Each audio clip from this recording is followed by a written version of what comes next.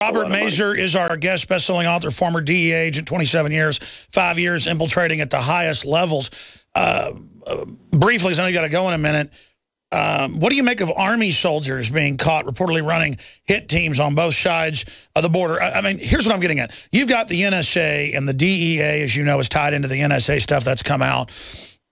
They know if you're talking on the telephone about buying a bag of marijuana or whatever. I mean, it gets picked up by the data snoops.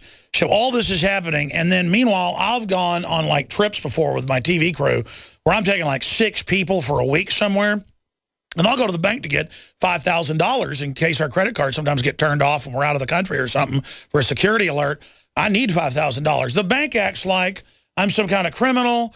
Ask me, you know, all this stuff's going on with Know Your Customer.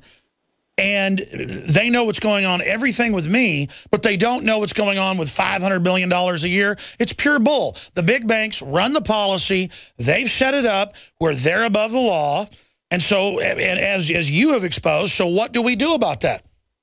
Well, one of the things that really bothers me, and I'm not suggesting that somebody's lining their pockets here, but I am suggesting that there's a clear appearance of an apparent conflict of interest by the decisions that have been made at the Department of Justice with regard to how these big banks have had their hands slapped.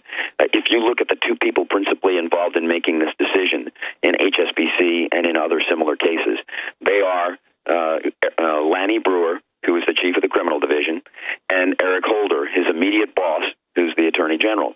Now, both of those guys were partners together in a law firm called Covington & Burling before they came to the Department of Justice. Covington & Burling, a law firm based in Washington, represents the who's who of banking.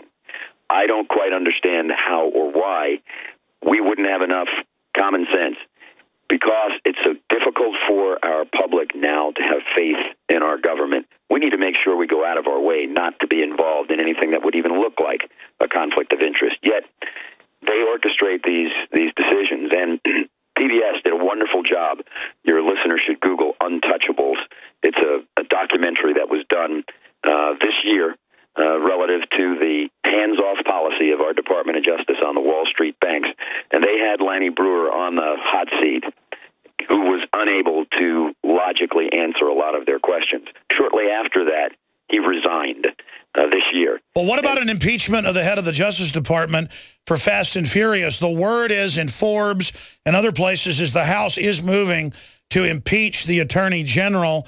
And I think clearly for saying that big banks, you know, are under different rules than the average person on the street. I mean, if I was caught laundering $100,000, I'd go to jail for probably a decade or something. They're laundering billions and don't get in trouble. I mean, what do you say about the Attorney General? I know it's scary to stand up to somebody like that, but you have a lot of courage, Mr. Mazur. I mean, should they have impeachment investigations just for the protecting the banks alone? Well, I think that there needs to be some hearings about why certain things happen. I was just telling you about Lanny Brewer. He resigned, but you know what he did?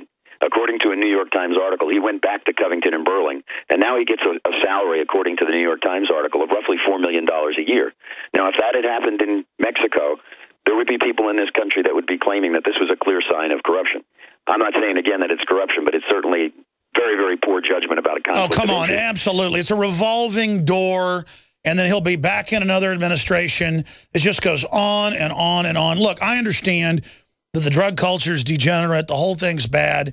And I made the point about if you get rid of the drug war, then it's going to spread to kidnapping and stuff now. But that's kind of damned if you do, damned if you don't. Justice be done by the heavens fall. I don't mean decriminalize hard drugs, but they're pushing prescription stuff just as bad or worse on kids. What about a decriminalization? Wouldn't that make all these drug cartels and banks, the fact that they're really drug dealers, rise up like a cold sore? Well, I'd have a hard time supporting the idea of methamphetamine, crack cocaine, some of the hard drugs being legalized. You know, we've got a conflict just on the cannabis issue that really needs to be resolved. The Drug Enforcement Administration and the federal government, the Department of Justice, says that marijuana is a Schedule I drug, meaning that it is hallucinogenic, it's highly addictive, and it has no medical purpose. Yet, there are 20 states, plus the District of Columbia, that have now adopted medical marijuana laws. And there are 3 states that have adopted personal use of marijuana. Do you support that? Being legal. Well, you know, I support this. I mean, I'm not sure which side is right, but I can tell you this. We can't talk out of both sides of our mouth and put our head in the sand like ostriches. The federal government can't say it's illegal and the states say that it is legal. Let's get it resolved. If the majority of the people want it to be legal, then I guess, you know, that's something that we should seriously But I mean, here's my issue. You decriminalize it just like alcohol. It's easier to get crack cocaine on a Sunday here in Austin, Texas. I see the crack dealers all over East Austin than it is for me to get a bottle of Jack Daniels. And, I mean, that's all I'm saying is that you decriminalize it, takes a lot of the money out of it. Listen, Robert Mazur, thank you so much for coming on. I hope we can get you back on in the future. And I intend on reading your book, the-infiltrator.com is where you can find it. Thank you very much. Thank you.